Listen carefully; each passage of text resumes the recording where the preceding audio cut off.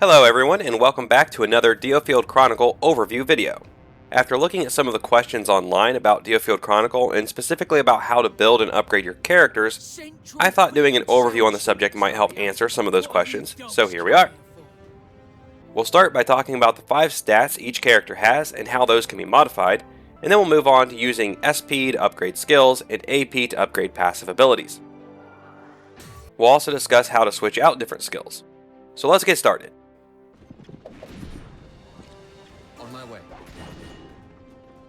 Starting with the stats, or attributes as the game calls them, we have HP, Attack, Defense, Technique, and Luck.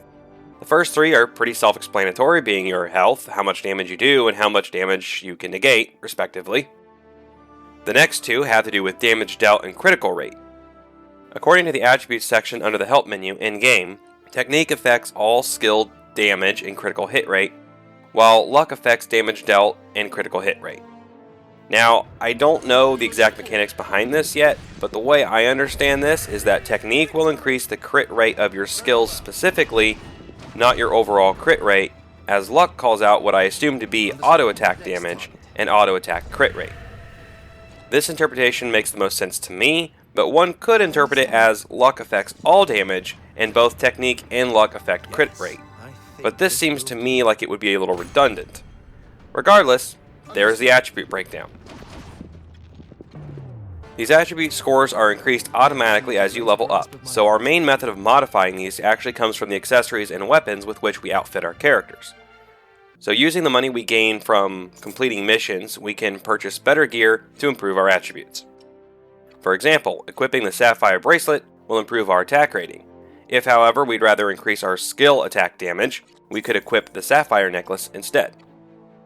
As far as what's best for each character, that will depend on your playstyle, though each character's attributes are predisposed to a particular role, such as tank, attacker, or magic user. So items can be equipped either to amplify what a character is good at, which is what I would normally do, or to balance out their shortcomings.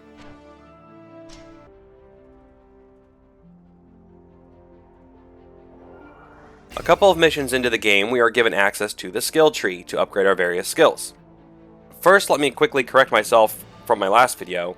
In that one, I gave an abilities overview, which technically was a skills overview, as that's what the game calls them. So skills are the special attacks and moves that you can use by consuming EP during combat. Each class has their own list of available skills and upgrades, which are purchased using skill points earned during the missions. All classes' skills use the same pool of SP, so you have to think about which class you want to upgrade each time. When it comes to the actual upgrades, aside from the formation skills, which are the first skill on each class's tree, they don't actually grant you any new skills, but rather give passive bonuses to the various skills in the game. New skills are acquired by using different weapons and unlocking new characters. This does not mean, however, that the skill tree is boring or meaningless, as a close look at what each upgrade does will reveal new and different ways to use those upgraded skills. For instance, some skills will actually increase in damage when enemies are affected by status effects, making the upgraded skill pair well with another class's skill that inflicts something like burn or poison. Upgraded skills will provide you with more strategic depth and new ways to fight, so don't spend your skill points blindly. If I were to give a recommendation on which skills to upgrade, I would say try out the skills first when you obtain them through new weapons and see if they fit your playstyle before spending points on them. If you find yourself using a particular skill a lot, focus on upgrading that one. There are a lot of skills and each one has at least 3 upgrades to it, so with only having the demo right now, I don't know if we'll be able to fully upgrade every skill or not. Even if we are able, it looks like it will take a long time. But it does not take a long time for you to hit that like button if you're enjoying the video. So if that's the case, please do so now. Also, don't forget to subscribe and hit the bell icon if you don't want to miss my future videos. I will have several more on DioField Chronicle once it releases, along with videos on other tactical strategy and RPG games. By the looks of it, we have several more of these coming down the pipeline, like the reboot of Tactics Ogre in a few weeks, so stay tuned. Now back to the video. I won't miss. In DioField Chronicle, abilities are passive upgrades to individual characters. The ability menu is accessed through the equipment screen by selecting the compass-looking icon at the bottom of a character's portrait. In this menu, you'll use ability points earned from leveling up to grant various passive upgrades to each character. These upgrades are all tailored to that character's specific role, such as the attack speed increase for Andreas or the defense upgrades for Isolair.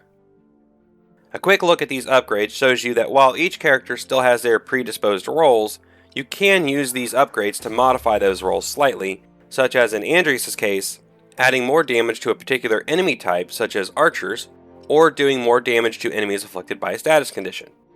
Again, I'm not sure if we'll be able to pick up every one of these upgrades or not. Hopefully not, as this will make deciding on how and where to spend our AP much more meaningful and allow us to have slightly different character builds through multiple playthroughs.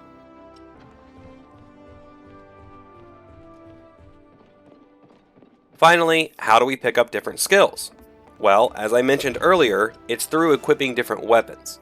For instance, in the case of Andreas, we start out with just the assassination skill, but as soon as we upgrade to the cutlass or harpy, we gain the leaping attack in addition to assassination.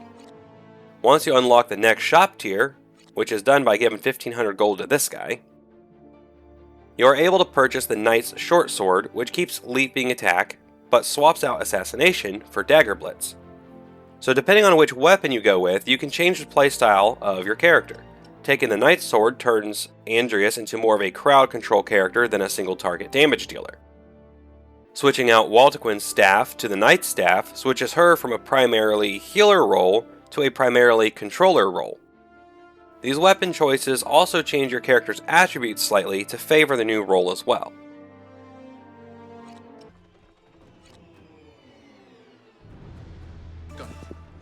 The final bit of progression in the game happens to your team as a whole.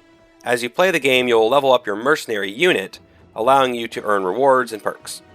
Some missions will have special objectives that, when complete, will grant you badge upgrades, which give you things like new items in the shop, more XP from missions, damage reduction, etc. So hopefully I was able to answer some of your questions about how progression actually works in DioField Chronicle. If you have any more questions, please leave them in the comments below and I'll do my best to answer them. So far, the game looks interesting enough, but I'm anxious to see if the choices we can make during progression will actually matter, or if we'll just have everything unlocked by the end anyway. Choices are only really choices if they matter. But with that said, I'd like you to watch more of my content, and you can do so by clicking this video here. And thank you for watching, and keep on gaming.